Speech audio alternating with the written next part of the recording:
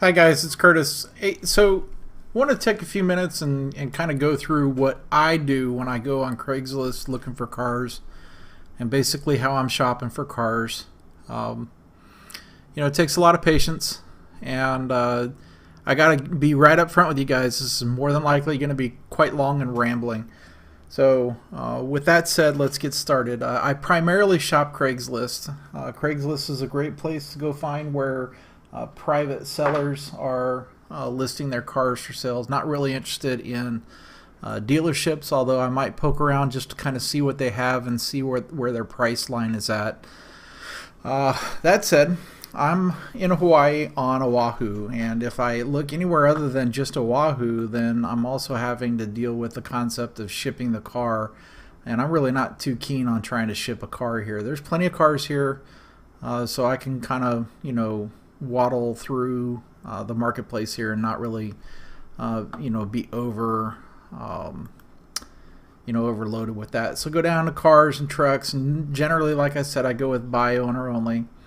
And then right off the bat, what I'm going to do is I'm going to type in BMW. Now, the first thing is when you're looking in Craigslist, you should have one or two or three vehicles that you're really no kidding looking for, and or at least kind of a if you're looking for convertibles, then that would be the thing, or if you're looking for two-door coupes or four-door sedans, that type of thing. But what I found makes it extremely effective is being able to penetrate and understand what's going on in the marketplace for the location that you're buying your vehicle in.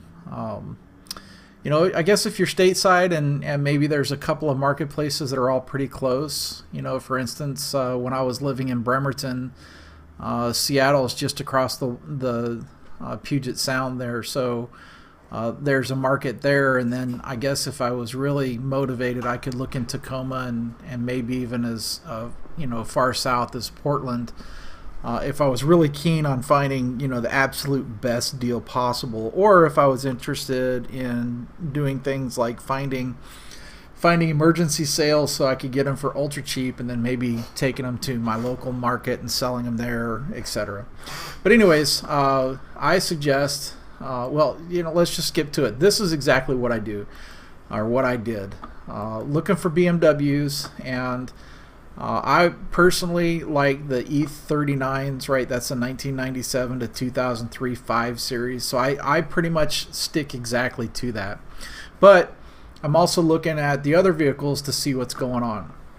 You'll find that people come in and they post them and then they repost them. Those folks are eager to sell their cars to some extent, more so than others who basically make a post and then just let that post ride for a month or two to see if the car sells at their asking price. For instance, here's somebody who's posted twice.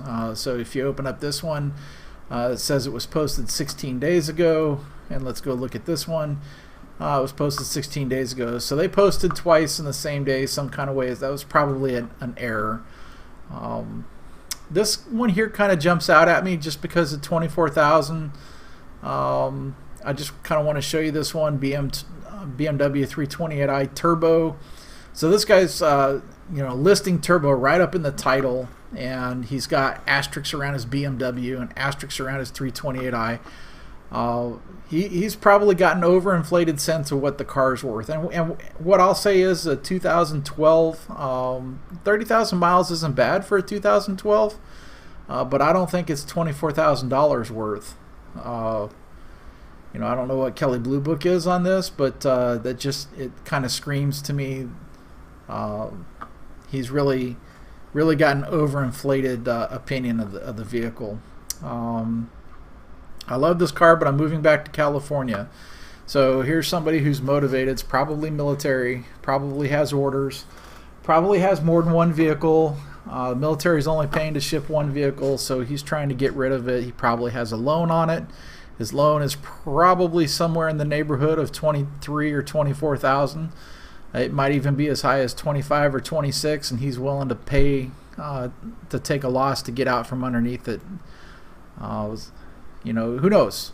Who knows? But that's not a vehicle that I'd be interested in. So here I am. I'm going through. There's one of those E46s. That 69,000 miles is actually really low for a 2001. I'm just not interested in it. Here's the latest model E46, like new. This is a vehicle that I think is very interesting. It does have a little bit of the fogging on the headlamps, but other than that, 25,000 miles on a 13-year-old car is very low miles, right? And when you go through it, you look at it, yeah, it looks pretty clean. And 10,900 is about double the amount of money that I think the car is probably worth. There's M cars that are selling for that kind of money, so this is not an M car. Yeah, not so much. And when I say M car, I mean like an M3. I'm not talking about a 325 with the M Sport package. Two totally different things, right? So, like the car, but it's just too high price, right? So I just automatically not even looking at that. The thing about what we're doing here is we're going through and we're looking for the right exact car to buy, right? We're looking for the exact right deal. And we're in the bird seat, right? We're able to see all of these and watch all of these, and we're going to make a move when the time is right for the right car. Now, I thought this one was pretty good, right? So this is a 2015, and they're asking $24,000, right? Remember up here we're looking at the 328 without the M package. The guy was asking for that red one up here, $24,000. How many miles? I think 29,000 miles. So 29,000 mile car for a 2012, and then you're down here and you're looking at this one. Yeah, it's a different color. I get that. Was that 50 or 5,000? So he's only got 5,000 miles on it, which makes sense because it's a 2015. And as long as there's no crash or anything like that, I mean, this is a car that's still under warranty, and he's asking for $24,000. This is probably a smoking deal. You just got to get in and figure out exactly what's going on. Is this a one of those salvage titles? What was the issue? But he's looks pretty clean. He's got a lot of pictures on the inside. Everything looks clean. He's taking the time to wash the car and get it nice and shiny. He's got good picture of the rims, or well, one of them anyways. And the car looks pretty clean. And for $24,000 for a 2015, this is probably a, if you're looking for a newer car, then this is right in the range, right? So probably not a lot of negotiating room on the $24,000. You come rolling in there and tell them you'll pay him $20,000, you're going to offend him, and you'll never make a deal. Obviously, you do want to go see what's going on with Kelley Blue Book and all that other jazz, but really that's a pretty slick car there. Here's a car that is in my wheelhouse, right? Remember I said I like these E39. So a 2002 530i, car that I'm extremely familiar with, the 530i's. And this car looks to be right in the wheelhouse. It's got the original rims on it. Yep, expect to see that yellowing, the fogging of the headlamps there. The car looks like it's pretty dent free and whatnot on the outside. Gonna have to take quite a bit of investigating on this vehicle, but the thing that kind of stands out to me here is it's only got 80,000 miles, right? So this vehicle should have about 100,000 miles on it. You're getting into it for 80,000. Really 80,000 and below is kind of where I start to really think, wow, we got something to work with here. Although I have no problem squeezing the trigger on one with 110 or 120,000 miles on it. Not a problem. 3,800. Yep, this is a car here where if I were in the market for another one, this is a car that I would call and ask a few questions about the radiator, the water pump, and those sorts of things. And as long as it made sense that that maintenance had recently been done, in other words, a new water pump had been put in, the radiator overflow work is done, and my on-site inspection didn't reveal any major problems, this is a car I would show up with 3,000 in one pocket and 500 in another pocket, and hit the guy with 3,000 cash, show him the cash, count it out in front of him, and say, listen, it's got this maintenance, this maintenance, this maintenance. I'm going to have to spend this kind of money to fix those headlights. I'm going to have to do this, that, right? When you go and you inspect these cars, there's always something to be found. There's always something to be fixed. There's always something that needs to be done to it. Regardless of how proud they are of their vehicles, there's always something that you can nitpick on. And it's, not that you're trying to be a butthead, but, you don't want to spend $3,800 when you can spend $3,500. So you hit him with the 3, right? He says no. He'll probably tell you 35. You hit him with 32. He maybe doesn't budge, whatever. But this is a car that if I paid $3,500 for it, I'd brag all day long. I'd probably brag that I only paid $3,800 for it. So that's if it's mechanically sound, right? And then I rely on myself for my mechanical inspection prowess. Here's another one. This car is listed actually a couple of times. We'll see it a little bit later. The 528i sedan. I think that's a pretty clean looking vehicle. Interesting that he took pictures from the passenger seat looking over. I noticed it's kind of glossy. I think he's done some kind of, I don't know, some kind of like leather conditioner or something on there. This is a car that I'd probably be interested in, with the one exception of 16,000 or 160,000. So at 160,000, I am not at 4,300. At 160,000, I'm at 3,500, firm, right? This other car that we just looked at, right, which is the same model year, but it's a 530i, had only 80,000 miles on it. So the next step up car with half of the mileage on it was selling for 3,800. Do you see what I'm saying here? So yeah, not 4,300. Although 4,300 just in and of itself for that car is probably a pretty square deal, right?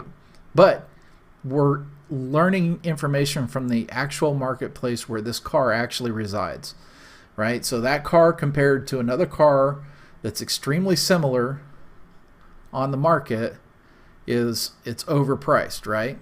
Because when we looked at the 530i, I'm having a hard time finding it. There it is there, right? So you look at the 530i and oh, it's not the same model year, but 2002. What was this white one down here? Yeah, 2002. So same model year, right? So this guy's $500 overpriced at the minimum, right? Anyways, this is how you go and you kind of peel apart. And you go in here every day and you look at these cars. And when a car catches your interest, you just pop it open, have a look, and move on. Now, maybe I'm starting to get to the point where I'm ready to go into a later, model year. So maybe I'll start looking at these, these type of 5 Series, but not for the purposes of this video. For the purpose of the video, I'm showing you just exactly what I'm doing here. I'm going in, I'm zeroing in on just the E39s, and I'm looking at basically all the E39s that catch my eye. Yeah, you know what? If it's a 1998, I don't look at it, right? So this is the E46, the 2000 328i, $1,100. That's probably got some mechanical issues with it. Let's take a look. Oh, he says it runs well and drives fast, 5-speed. So it's manual. So very skeptical at $1,100. There's got to be something there. There's danger Will Robinson. So you're dealing with a double-edged sword here, right? So if someone's overly impressed with their vehicle, it could still be a lemon. But if someone is underimpressed with their vehicle and they price it so far below the market, then they're trying to dump it, right? So the trick is to find somebody who has a realistic understanding of what the vehicle's value is, doesn't have some kind of overinflated thought of, well, it's a BMW, so automatically it's worth $10,000, like that one guy listed for $10,900, right? But I think you get the picture of what I'm trying to talk about there. So go through slowly, kind of like I'm doing, and take a look. Here's another car. This guy's got listed up twice. Probably just, you know, an accident because it looks like they're posted right up beside each other. There's another car in here I wanted to kind of show. You know, it's really well done with the pictures. Let's see if we can find it. So yeah, that's it for the first 100. Let's go to the second 100. I think that's where the car was at. This poor bastard here has been trying to sell this M3.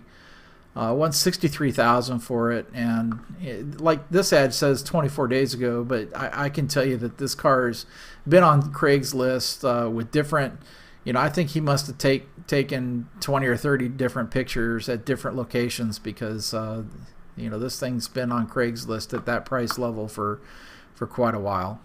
You know, here's somebody who has a pretty nice car, and that's probably close to realistic. It's overpriced a little bit, but it's a nice car too, but it's brand new, right? Let's go find us that real well done set of pictures.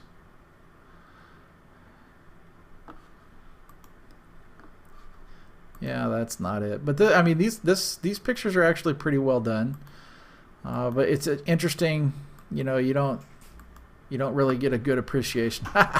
Yeah, so aftermarket. Yeah, I want to talk about the aftermarket stuff. You know, so for me, aftermarket radio stuff is basically, that's a negative, not a positive, right? So especially if they want to advertise like it's a big deal. They want to advertise, oh, I've got, you know, $3.2 gazillion into my radio. You know, I mean, I'd rather wipe my ass with it than listen to them talk about it, right? It's just, if you put radio stuff into your car, you're not going to get the money back out. So don't waste your money on it, other than to do something for you that you like, right? So depending on how long you plan on keeping the car is going to depend upon the kind of money that you're going to put into it, knowing that you're never going to get the money back out. As a matter of fact, if you're dealing with most reasonable people, they really don't care about you know, what kind of radio stuff you got in there, unless you're dealing with some, you know, snotty-nosed teenager who, you know, judges the value of a vehicle based on the size of the rims, how loud the fart can sounds, and how good the radio can quote-unquote bump, right? Yeah, if so, then, you know, go for it. There was a period of time I was looking at BMW convertibles. I stopped looking at them basically when I got the Maserati convertible, but this is a vehicle that's been listed there for quite a while. Here's an example of what I'm talking about. Now, this is just straight up ghetto, to me anyways.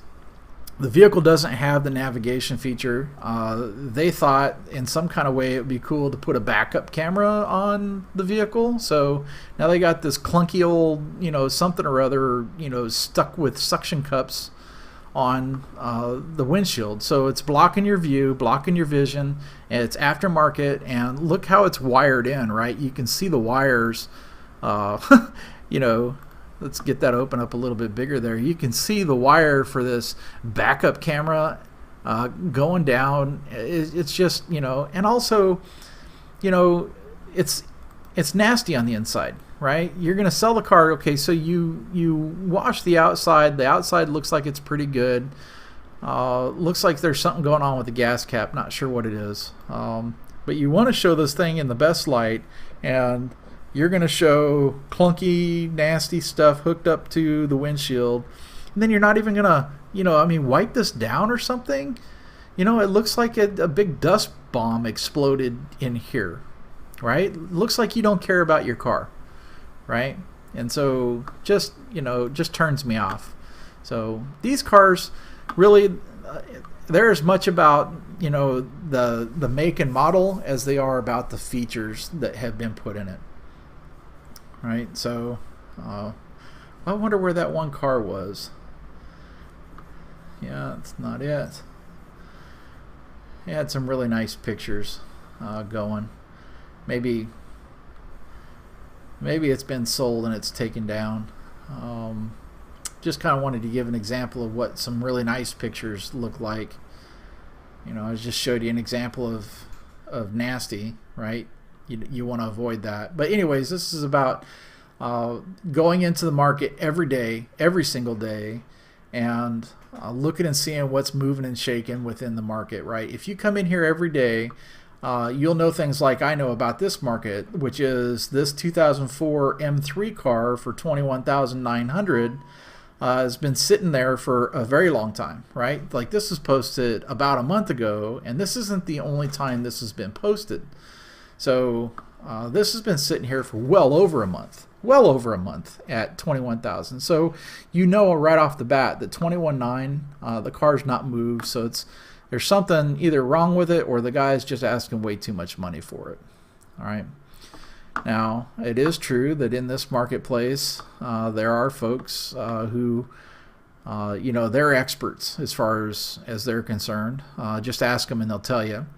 So as soon as you get a car listed up, then you're going to be kind of inundated with a boatload of people calling and asking you. And barter is alive and well in the United States, and that much more so here on the islands.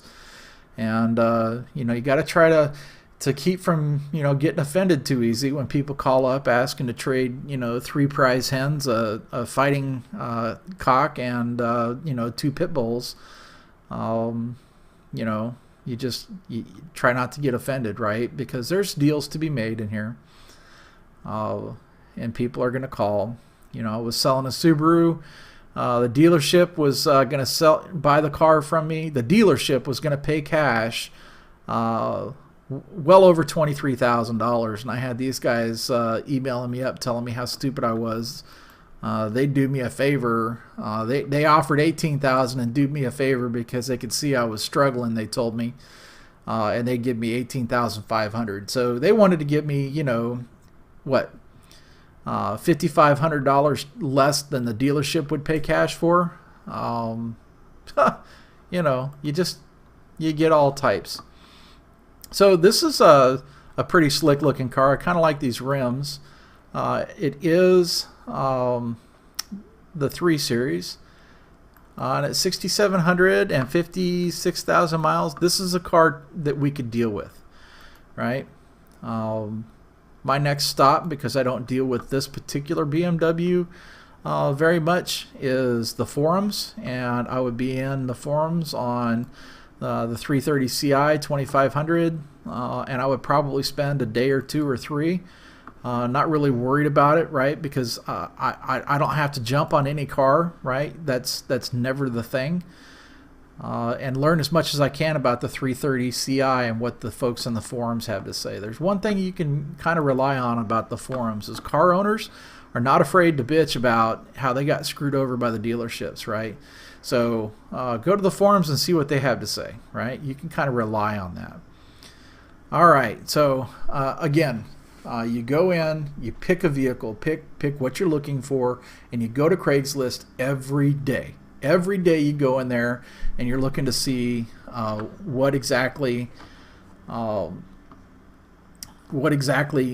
is happening in your marketplace, right? And you'll see in this particular marketplace there's a lot of BMWs, and so they're not selling quite that fast. Now this is the vehicle I wanted to show you how you take pictures and set things up. Right, it's nice and clean. I don't know how they did it, but it almost looks like this car's moving. Right, it's really shiny. You can see the reflections really well in the paint. It comes along. I personally, before I would have listed this, I would have went to Amazon and gotten a hood emblem and replaced it. So I'd have fresh hood emblem on there, because if that's got a fresh hood emblem on there, that car looks pretty close to brand new. This guy's pretty proud of it. He wants to make sure that that a third party thinks it's worth $4,685. So he can justify his $4,600. But he's got really good pictures. And then the one thing that kind of jumps out at me here is, well, this one looks pretty good. The one thing that kind of jumps, what is that? Is that an M? That's interesting. So it's got an M badge on it, but it's not listed as an M car. The thing that's interesting here is he's got a picture of the back seat, right? And no other interior pictures. So that's something that, a little bit of a red flag or kind of an alarm there. Are you hiding something because you didn't post those pictures? Are you showcasing the best parts of the car? You know, maybe they're not, you know, professional sellers or whatever, so maybe there isn't any kind of underhanded technique there, but maybe there is. So you just be armed with, you know, the potential of being disappointed. You could get here and it could be a rat's nest inside of this thing, and you just have to turn around and walk away, right? Or you know, adjust your offer price accordingly, right? And replacing the leather inside of these cars is not cheap, right? So $4,600, you're not going to make your money back when you're trying to replace the seats in a car like this, unless you've got a really good wrecker that's close by that has a lot of these things that have been, you know, wrecked and totaled and being parted out. All right, that's it. Again, pick your kind of car, get in there and look every day and follow every day, every day, every day. And you're not jumping on the first thing that you find, right? You never get excited about it. This is kind of like you're playing poker. You're just waiting for getting dealt 2 aces down, excuse me, so that, you know, you can, you know, play with the winning hand. That's what you're doing here.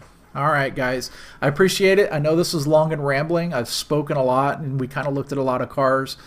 If you like this, throw me a thumbs up. I would suggest maybe even subscribing to the channel so you can see these videos when they come out. You'll get notified. And if you've got negative feedback because you don't like how I rambled or cough or breathe into the microphone and all of that stuff, tell me that stuff too.